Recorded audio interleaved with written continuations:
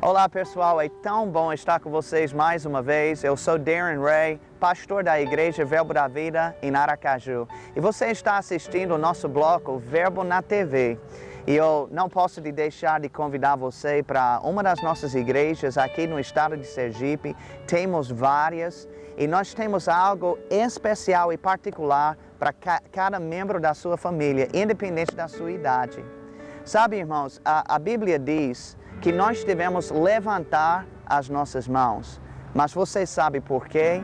Hoje eu quero falar um pouco sobre isso, sobre a importância de ter suas mãos levantadas. Então fique ligado conosco e que Deus resplandeça luz no seu coração por meio desse programa de hoje.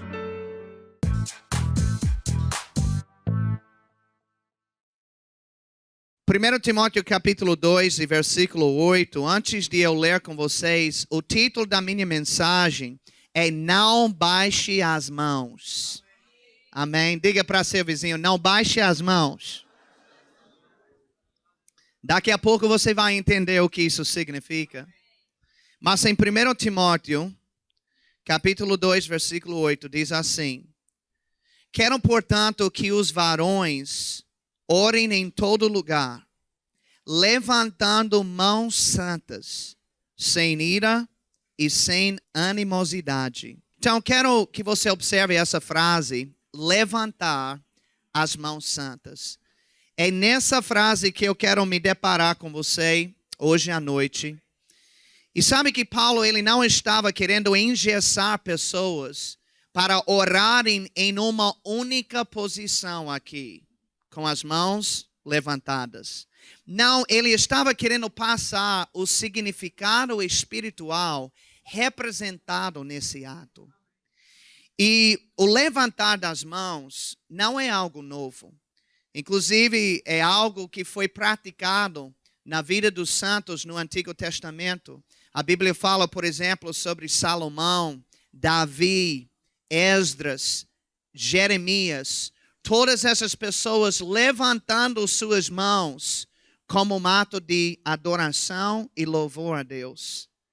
Os santos do Novo Testamento também levantavam as suas mãos em louvor a Deus. No primeiro século, a maioria dos cristãos não tinha um lugar para enterrar os seus mortos. Portanto, no início do segundo século, as catacumbas foram construídas em Roma para esse fim. E essas catacumbas eram basicamente cemitérios subterrâneos, contendo diversos corredores no meio. E aí, algumas delas tinham decorações e até pinturas de pessoas levantando as suas mãos. Isso é a história que eu estou te falando. Então, o levantar das mãos foi algo praticado pelos cristãos do início da igreja. Então, não foi algo estranho para Paulo tocar nesse assunto ao falar com Timóteo. E eu sei que dependendo da igreja de onde você nasceu de novo ou foi criado, esse ato pode ser comum ou esse ato pode ser até um pouco estranho, mas não foi para o povo na Bíblia. Quando Paulo disse para todos os homens levantarem mãos santas, ele não estava falando sobre um ato físico apenas. Ele estava falando sobre uma manifestação espiritual do coração do homem. A palavra santa, que foi usada no versículo, vem da palavra grega osios, que descreve algo que é consagrado ou dedicado a Deus. Então, quando alguém levanta as suas mãos para Deus, de coração, ele está declarando que a sua vida está consagrada e dedicada a Deus. Sabe, na televisão existem alguns programas de polícia, né? E basicamente são cinegrafistas que correm atrás dos policiais que estão correndo atrás dos bandidos, né? E quando uma pessoa tem um confronto com a polícia, normalmente ele solicita que o bandido levanta as suas mãos. Por que ele pede para fazer isso? Porque é um ato de rendição. E sabe que espiritualmente também, quando você levanta suas mãos a Deus, você está se rendendo a Ele. Se rendendo à sua vontade, se rendendo aos seus propósitos. E finalmente, o levantar das mãos a Deus é uma expressão de fé e de adoração a Deus.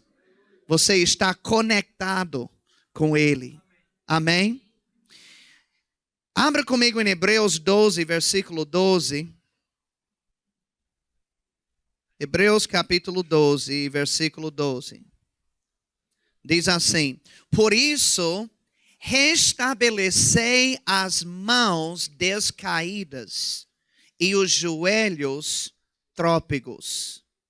Amém. Agora, Paulo fala para Timóteo: Timóteo, levante em oração mãos santas. E aqui, em Hebreus, a Bíblia diz para restabelecer as mãos descaídas. Na verdade, esse versículo é uma citação de Isaías capítulo 35, versículo 3. E para você entender melhor sobre o que o autor estava falando, é bom você ler também em Isaías. Eu vou citar para você que diz assim: fortalecei as mãos frouxas e firmai os joelhos vacilantes.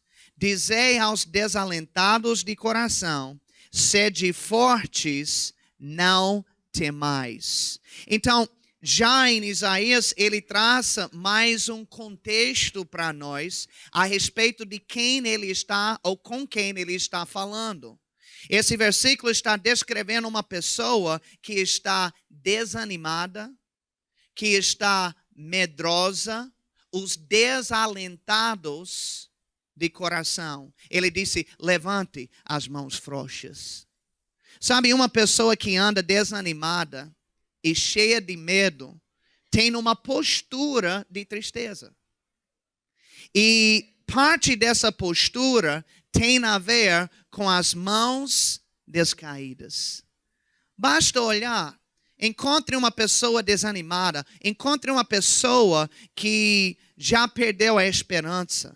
Uma pessoa que entende que não tem jeito para ela. Você vai ver não somente um semblante espiritual, mas você vai ver uma postura física. As mãos descaídas, desanimada. E sabe que é exatamente isso que o diabo quer que aconteça com você. Sabe, antes de ele se tornar mal, o diabo era conhecido como Lúcifer. Lúcifer significa carregador de luz. E ele tinha um envolvimento intenso com louvor e adoração. Esse é um assunto que ele conhecia muito bem. Inclusive, o livro de Ezequiel, ele permite que a gente tenha uma pequena visão de Lúcifer antes de ele se corromper com o pecado e cair. Em Ezequiel 28:13, diz assim, falando sobre ele: estavas no Éden, jardim de Deus. De todas as pedras preciosas te cobrias: o sárdio, o topázio, o diamante, o berilo, o ônix, o jaspe, a safira, o carbúnculo e a esmeralda. De ouro se te fizeram os engastes e os ornamentos. No dia em que foste criado, foram eles preparados. Então, essa passagem descreve Lúcifer no seu estado de santificação, na sua beleza, da qual ele foi revestido por Deus. E a Bíblia diz que ele possuía engastes e ornamentos. Talvez isso não signifique muita coisa para você aqui hoje, mas a palavra engastes significa flautas. E a palavra ornamentos significa tambores. A Bíblia estava descrevendo instrumentos musicais e dizia que esses instrumentos musicais estavam na posse de Lúcifer. Então, de alguma forma, Lúcifer era envolvido com louvor e adoração. Mas depois do seu pecado, ele não somente parou de louvar, mas ele colocou como a sua missão impedir qualquer outra criatura a também louvar Deus. João 10:10 alude a Satanás como sendo um ladrão e diz que ele só vem para roubar, matar e destruir. E eu quero dizer, irmãos, que uma das coisas que ele procura roubar é o nosso louvor a Deus. Satanás procura roubar o seu louvor e a sua adoração. Porque se ele consegue roubar o nosso louvor, junto com esse louvor, ele rouba a nossa fé, ele rouba a nossa esperança, ele rouba a nossa alegria e ele rouba a nossa paz. Diga para seu vizinho, ele não vai roubar o meu louvor.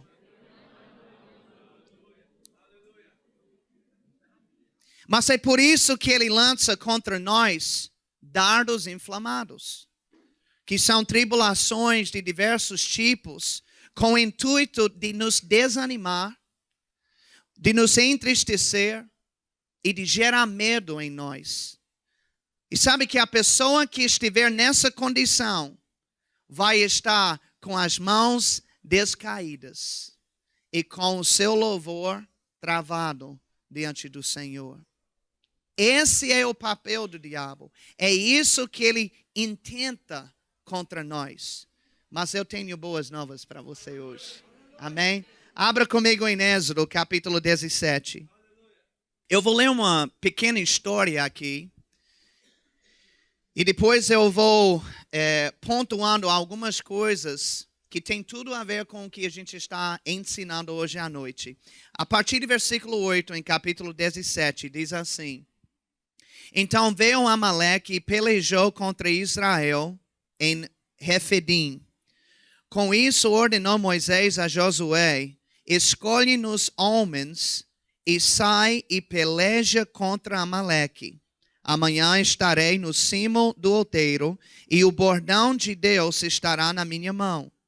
Fez Josué como Moisés lhe dissera e pelejou contra Amaleque. Moisés, porém, Arão e Ur subiram ao cimo do outeiro. Quando Moisés levantava a mão, Israel prevalecia. Quando, porém, ele abaixava a mão, prevalecia Amaleque. Ora, as mãos de Moisés eram pesadas, por isso tomaram uma pedra e a puseram por baixo dele. E ele nela se assentou. Arão e Ur sustentavam-lhe as mãos, um de um lado e o outro do outro. Assim, lhe ficaram as mãos firmes até ao pôr do sol. E Josué desbaratou Amaleque e a seu povo a fio de espada. Então disse o Senhor a Moisés: Escreve isso para memória num livro e repete-o a Josué, porque eu hei de riscar totalmente a memória de Amaleque de debaixo do céu. E Moisés edificou um altar e lhe chamou Jeová Nissi. Amém. Agora, não é interessante que o segredo que Deus estabeleceu para Moisés ganhar a batalha era levantar as suas mãos? Vocês estão comigo? Deus estabeleceu esse mesmo princípio para você também ganhar as suas batalhas. Para levantar as mãos em louvor e adoração a Ele. Sabe, assim como Moisés, enquanto as suas mãos estão levantadas em adoração, você terá vitória. Mas se as mãos baixarem, a derrota certamente virá. Vocês estão comigo? E sabe que é por isso que Deus levanta pessoas na nossa vida, como Arão e Ur, para nos ajudar. para nos lembrar de que Deus é a nossa fonte. Para nos lembrar quando estamos desanimados que Deus é o nosso defensor.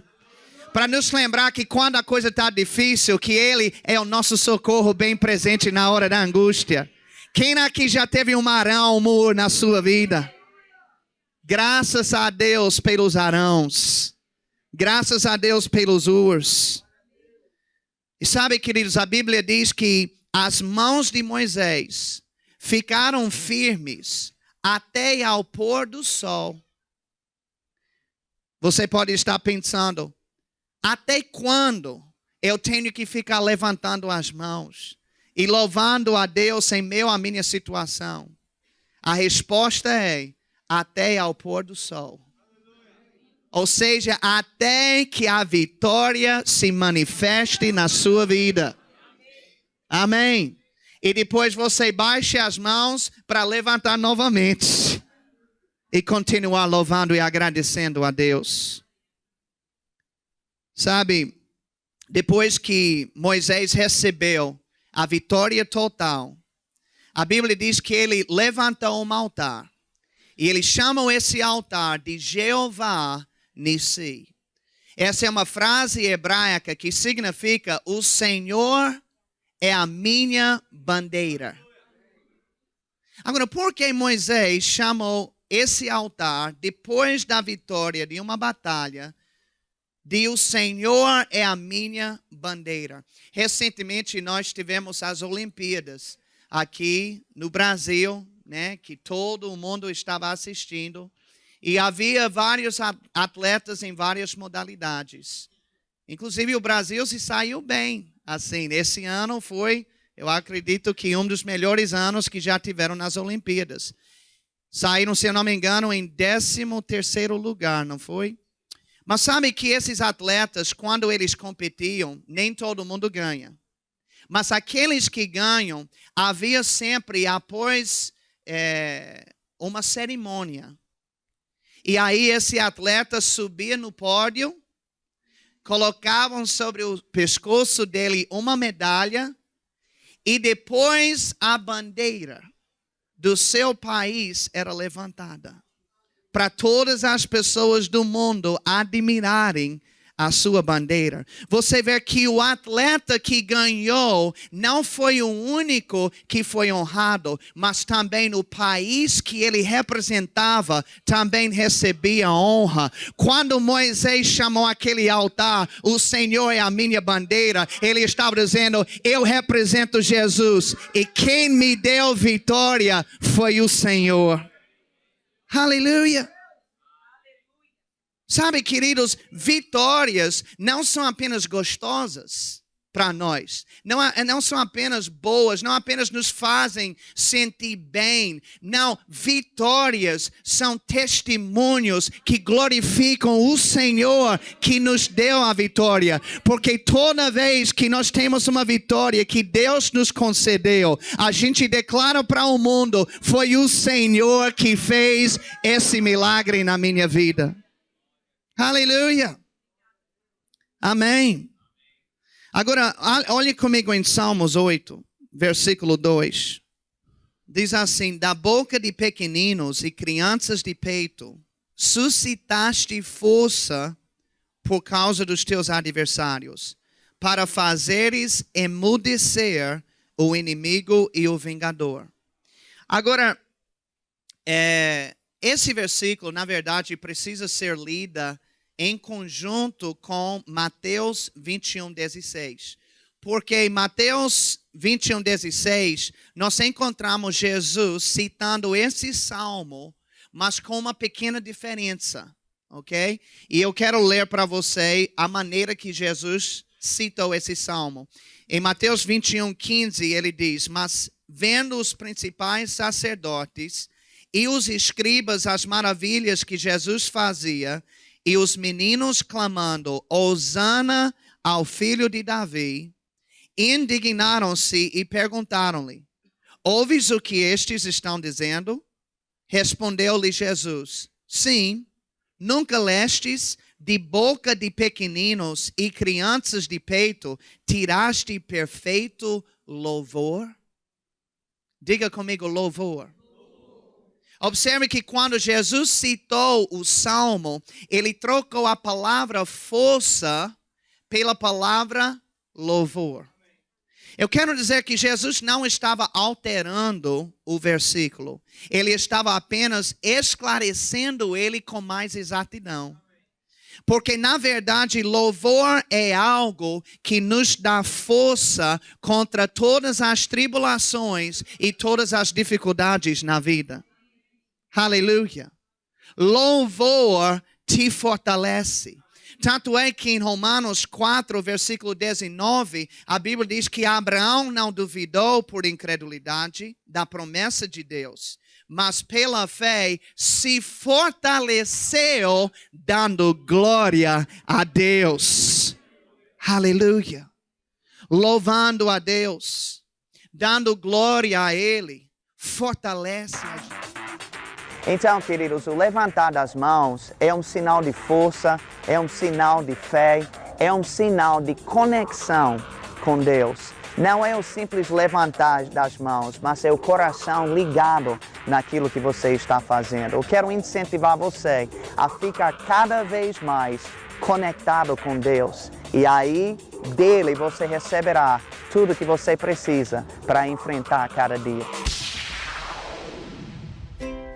Deus deseja que todos os homens sejam salvos, mas que também cheguem ao pleno conhecimento da verdade. O Rema é uma escola bíblica que capacita homens e mulheres de Deus através do ensino da sua palavra. Não apenas transmitindo informações teóricas, mas verdades que os alunos poderão aplicar no seu dia a dia, melhorando todas as áreas da sua vida: família, relacionamentos, caráter, ministério, saúde e finanças. Tornando-se também um propagador mais eficaz do Evangelho de Jesus Cristo. No Brasil, há mais de 100 unidades do Rema e cerca de 30 mil graduados. As matrículas estão abertas. As aulas começarão no dia 3 de março. São 3 aulas por semana durante 2 anos de curso. 24 disciplinas e material didático exclusivo. O que você está esperando? Estude a Bíblia. Estude no Rema.